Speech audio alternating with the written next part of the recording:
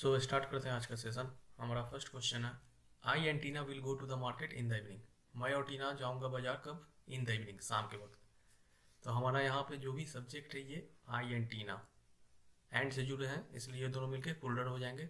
Will go to the market, ये हमारा future बता रहा है। विल प्लस वर्ब की फर्स्ट फॉर्म। विल हमारा एक मॉडल होता है, इसलिए उसके बाद हम लोग वर्ब की फर्स्ट फॉर्म यूज करेंगे। गो हमारा यहाँ पे मेन वर्ब है। To the market in the evening, in हमारा यहाँ पे एक प्रीपोजिशन है और इवनिंग उसका ऑब्जेक्ट बन रहा है। नाउ अगर हम लोग सब्जेक्ट को देखें तो ये आई एंड टीना है। बट हमारा रूल कहता है कि जब भी प्रोनाउन हम लोग सब्जेक्ट में यूज करेंगे तो उनका सीक्वेंस होगा 2, 3 एंड 1। यानी कि सबसे पहले यू आएगा, उसके बाद ही, सी, इट या फिर कोई नेम, और फिर उसके बाद आएगा हमारा आई। बट यहाँ पे जो सीक्वेंस है वही गड़बड़ है। पहले हम लोग यहाँ पे आई यूज कर रहे हैं, उसके बाद टीना। तो हमारा एरर पार्ट ए में है। आंसर हमारा होगा टीना एंड आई। ये दोनों अपने प्लेस को चेंज करेंगे। पहले थर्ड पर्सन आएगा यानी कि टीना, एंड देन उसके बाद हम लोग फर्स्ट पर्सन यूज करेंगे यानी कि आई। तो हमारा ऑर्डर हो जाएगा Tina and I will go to the market in the evening. But हाँ, जब एक और कॉन्सेप्ट है यहाँ पे, जब हम लोग ये सीक्वेंस चेंज फिर से करते हैं, ये जब निगेटिव सेंटेंस हो, जब भी कोई निगेटिव सेंटेंस आए तो हम लोग वहाँ पे आई को पहले करेंगे। वाई? क्योंकि हम लोग हमेशा ब्लेम पहले खुद पे लेंगे, उसके बाद फिर यू आएगा एंड देन उसके बाद ही, सी, इट। अगर हम लोग एग्जाम्पल देखें तो I, you and he are to be blamed. Blame यानी कि निगेटिव वर्ड है, इल्जाम लगाना, इसलिए पहले यहाँ पे आई आ जाएगा, फिर then you and then he. तो ये दोनों को आप लोग नोट कर लीजिए, क्योंकि इस पर बेस्ड एरर क्वेश्चन अक्सर पूछे जाते हैं एग्जाम में। नाउ हम लोग नेक्स्ट क्वेश्चन को देखते हैं। सो ये रहा हमारा सेकंड क्वेश्चन। आप लोग चाहे तो वीडियो पॉज कर ले और खुद से सॉल्व करने की कोशिश करें, अदरवाइज मैं कर रहा हूँ, आप लोग देख सकते हैं। Krishna and early riser and A nature lover. यहाँ कृष्णा के बाद यहाँ पे हम लोग देख सकते हैं कॉमा आया है, और उसके बाद गोज हमारा ये वर्ब यहाँ पे रखा हुआ है। तो ये क्या है, आप लोग पूछिएगा कि सर ये क्या रखा है यहाँ पे। तो ये कृष्णा के बारे में एडिशनल इन्फॉर्मेशन दे रहा है। कृष्णा जो कि हमारा नाउन है, हमारा सब्जेक्ट है, उसके बारे में ये एक्स्ट्रा इन्फॉर्मेशन दे रहा है। कृष्णा कौन है? एक अर्ली राइजर यानी कि जो सुबह उठता है, एंड ए नेचर लवर यानी कि जो प्रकृति से प्यार करता है। Goes to morning walk, goes to morning walk, कहाँ जाता है मॉर्निंग वॉक के लिए? एट रविंद्र सरोवर लेक बिफोर डॉन। रविंद्र सरोवर लेक पे जाता है मॉर्निंग वॉक के लिए बिफोर डॉन यानी कि सुबह सुबह या फिर सुबह से पहले। सो हम लोग यहाँ पे कृष्णा जो कि हमारा सब्जेक्ट है, उसके लिए ये जो एडिशनल इन्फॉर्मेशन यूज हुआ है, an early riser and a nature lover. तो हमारा कंसेप्ट ये कहता है कि यदि दो नाउन एंड से जुड़े हों, ये हमारा हो गया नाउन नंबर 1 और ये हो गया हमारा नाउन नंबर 2। तो ये दोनों अगर एंड से जुड़े हों और हमारे सेम सब्जेक्ट के बारे में एडिशनल इन्फॉर्मेशन दे रहे हो, हमारे सेम सब्जेक्ट को दोनों मॉडिफाई कर रहे हो, तब हम लोग इन दोनों के पहले अलग अलग आर्टिकल का यूज नहीं करेंगे। जैसे यहाँ पे हम लोग देख सकते हैं इसके पहले एन आया है और फिर इसके पहले ए आया है, तो ये दोनों आर्टिकल का हम लोग यूज नहीं करेंगे। फॉर एग्जाम्पल मैं आप लोगों को मैं बताता हूँ। He is a singer and musician. हम लोग किसकी बात कर रहे हैं? ही की। और ये दोनों क्वालिटी किसकी है? ही की है। तो इसलिए हम लोग यहाँ पे ओनली 1 आर्टिकल यूज करेंगे, वो भी फर्स्ट वाले नाउन के पहले। बट यहाँ पे कृष्णा हमारा सिर्फ एक ही सब्जेक्ट है, बट हम लोग 2 अलग अलग आर्टिकल यूज कर रहे हैं जो कि रॉन्ग है। इसलिए हमारा ये बाद वाला जो ये है इसे हम एलिमिनेट करेंगे और हमारा एरर हो जाएगा पार्ट ए में। सो हमारा पार्ट ए में एरर है, आप लोग नोट डाउन कर लीजिए। नाउ हम नेक्स्ट क्वेश्चन पे चलते हैं। As a boy Harry is very obedient, polite and hard working, but as a student he is always inattentive in study.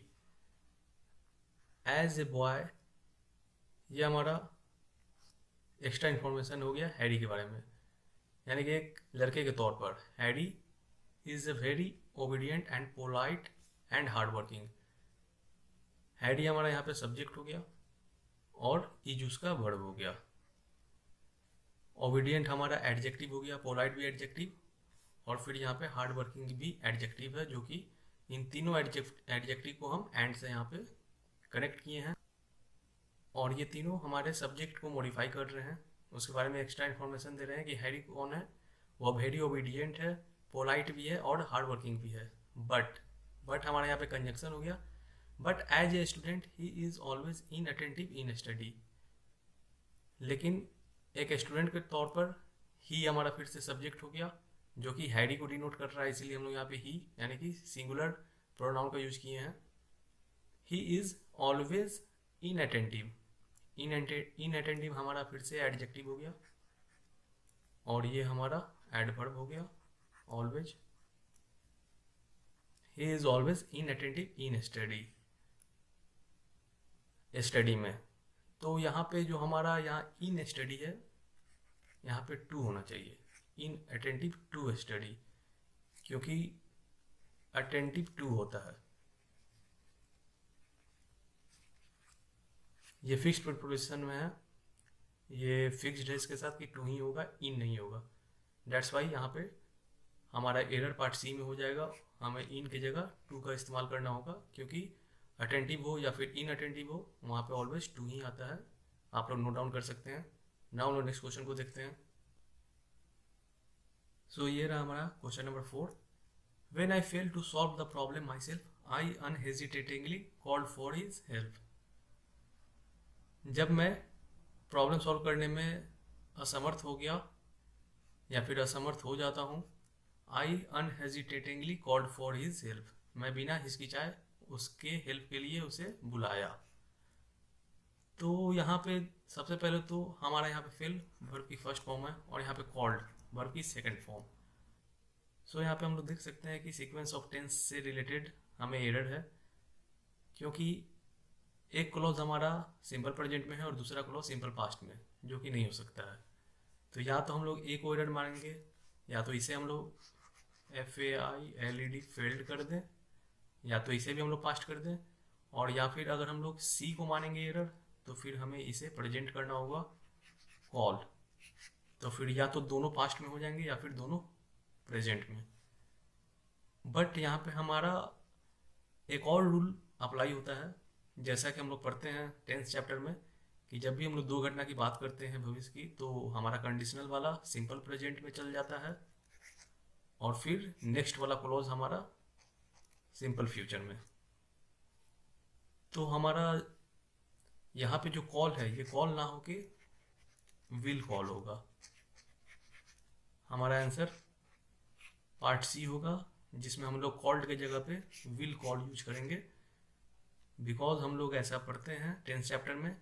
और दूसरी बात ये कि जब भी हम लोग एग्जाम में जाते हैं तो ऑलवेज हम लोग राइट हैंड साइड में अपने एरर को मांगते हैं।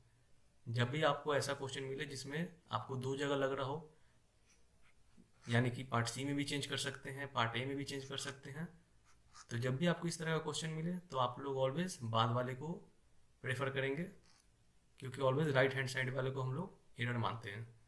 सो हमारा विल कॉल आंसर होगा यहाँ पे, यानी कि पार्ट सी हमारा एरोनियस है। नाउ नेक्स्ट क्वेश्चन को देखते हैं।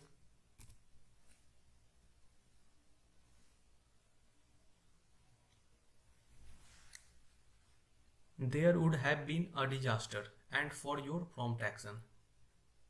There would have been disaster, यानी कि यहाँ पे देखिए सबसे पहले तो ये would have been, would plus have plus verb की थर्ड फॉर्म।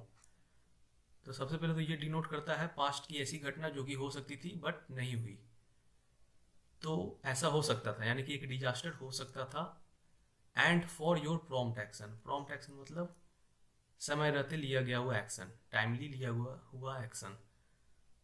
तो एक डिजास्टर हो जाता अगर आपने टाइमली एक्शन नहीं लिया रहता।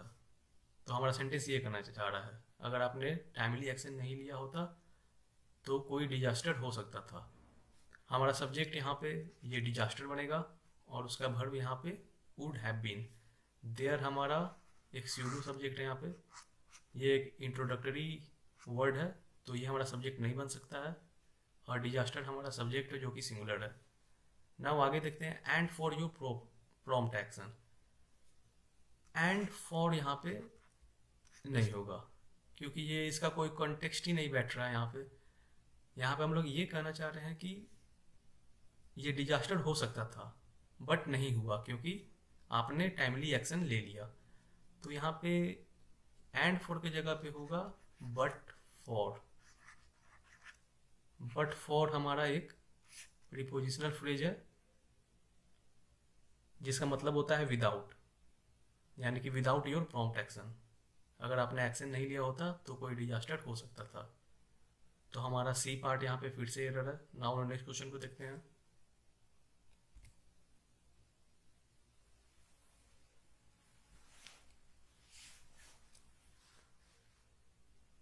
When she knocked the door, I said her come in. जब उसने दरवाज़ा खटखटाया मैंने कहा कि अंदर आ जाओ। सी हमारा यहाँ पे सब्जेक्ट है, नॉक्ड हमारा वर्ब है जो कि वर्ब की सेकंड फॉर्म है यानी कि पास्ट टेंस है। नॉक्ड द डोर, डोर हो जाएगा हमारा यहाँ पे ऑब्जेक्ट, हमारा वर्ब का ऑब्जेक्ट हो जाएगा द डोर। आई सेड, आई हमारा फिर से सब्जेक्ट नंबर 2 हो गया। सेड हमारा वर्ब नंबर 2, ये भी पास्ट है। तो यहाँ पे सीक्वेंस ऑफ टेंस हम लोग देख सकते हैं कि अप्लाई हो रहा है। आगे देखते हैं, आई सेड टू हर, मैंने उससे कहा, हर आया है सी के लिए, कम इन कि अंदर आ जाओ। तो हमारा एरर यहाँ पे लाई कर रहा है पार्ट ए में। वाई? क्योंकि ऑलवेज नॉक के साथ एट हम लोग यूज करते हैं। ये एक फिक्स्ड फ्रेज है या फिर फिक्स्ड प्रीपोजिशन है जो कहिए, but knocked at the door हमारा सही आंसर होगा यहाँ पे, क्योंकि नॉक के साथ ऑलवेज हम लोग एट यूज करते हैं। नॉक डायरेक्ट अपना ऑब्जेक्ट नहीं लेगा, उसके बाद हम लोग एक फिक्स्ड प्रीपोजिशन एट यूज करेंगे, after that the door. So हमारा पार्ट ए एरोनियस है। नेक्स्ट क्वेश्चन को देखते हैं। He said that he will meet me at the restaurant. He हमारा सब्जेक्ट हो गया, सेड उसकी वर्ब जो कि पास्ट में है। He said that he will meet me, he again हमारा यहाँ पे सॉरी ये सब्जेक्ट नंबर 2 हो गया और विल मीट हमारा verb number 2।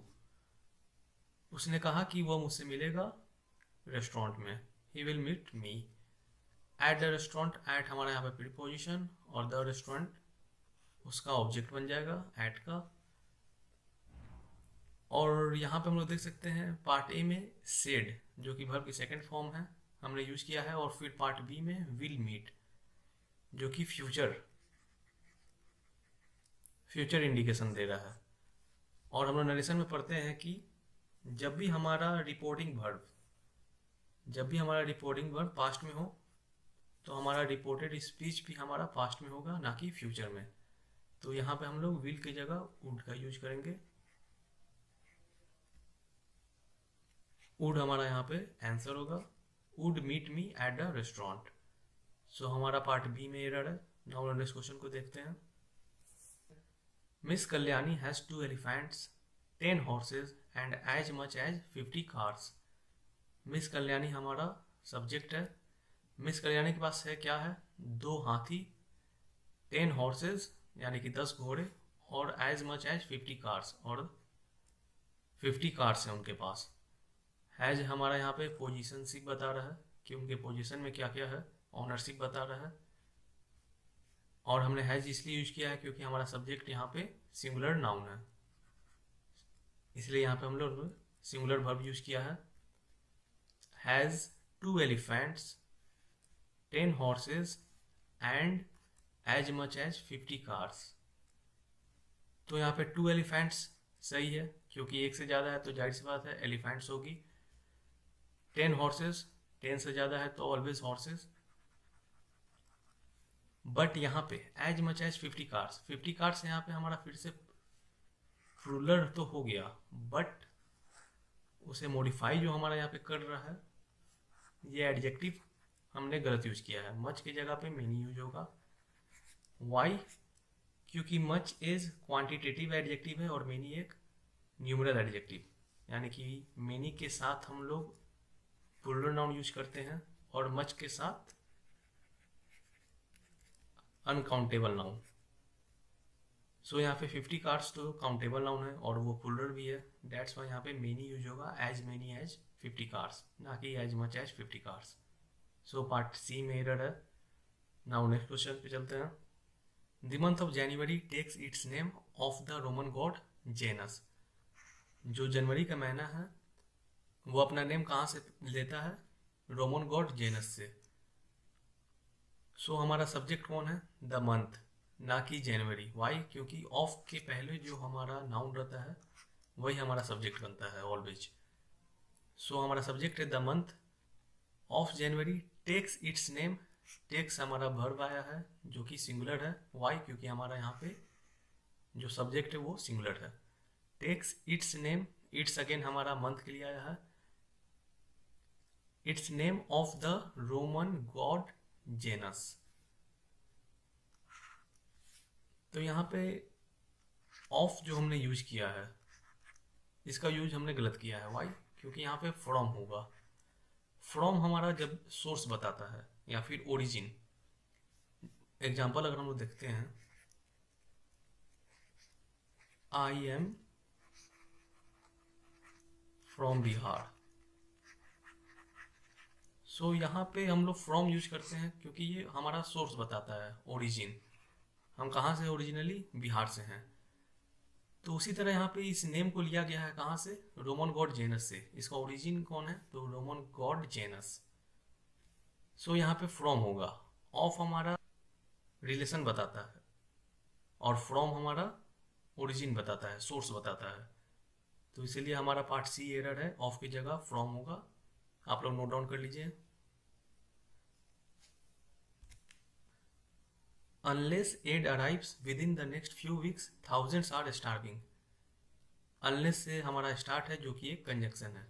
Unless aid arrives within the next few weeks, यदि अगले कुछ हफ्तों के अंदर एड यानी कि सहायता, अगर सहायता नहीं पहुंची तो थाउजेंड्स आर स्टार्विंग, यानी कि ये पीपल की बात हो रही है, यानी कि हजारों की संख्या में लोग भूख से मर जाएंगे।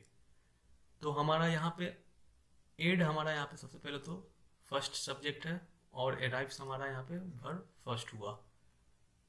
और एड हमारा चूंकि सिंगुलर है इसलिए अराइव्स में हमारा सिंगुलर होगा।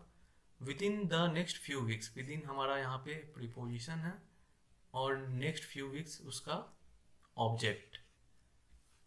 थाउजेंड्स आर स्टार्विंग, थाउजेंड्स हमारा देन यहाँ पे सब्जेक्ट नंबर सेकंड और आर स्टार्विंग हमारा वर्ब नंबर सेकंड। तो हमारा जो फर्स्ट क्लॉज है अनलेस इट अराइव्स, ये हमारा सिंपल प्रेजेंट में है और बाद वाला क्लॉज हमारा यहाँ पे यानी कि जो सी नंबर पार्ट में है वो प्रेजेंट कंटिन्यूअस में है। बट हम लोग जानते हैं कि जब भी हम लोग कंडीशनल सेंटेंस की बात करते हैं तो यदि हमारा फर्स्ट क्लॉज अगर सिंपल प्रेजेंट में हो तो हमारा बाद वाला क्लॉज ऑलवेज फ्यूचर में होगा, ऑलवेज सिंपल फ्यूचर में होगा, ना कि प्रेजेंट कंटिन्यूअस में। तो हमारा पार्ट सी एरर हो जाएगा। थाउजेंड्स आर स्टार्विंग नहीं होगा, थाउजेंड्स विल स्टार्व होगा। पार्ट सी में हमारा एरर होगा क्योंकि हमारा पार्ट ए एक कंडीशनल क्लॉज है जो कि सिंपल प्रेजेंट में है। दैट्स वाई हमारा पार्ट सी यानी कि हमारा जो सेकंड क्लॉज है वो सिंपल फ्यूचर में होगा, ना कि प्रेजेंट कंटिन्यूअस में।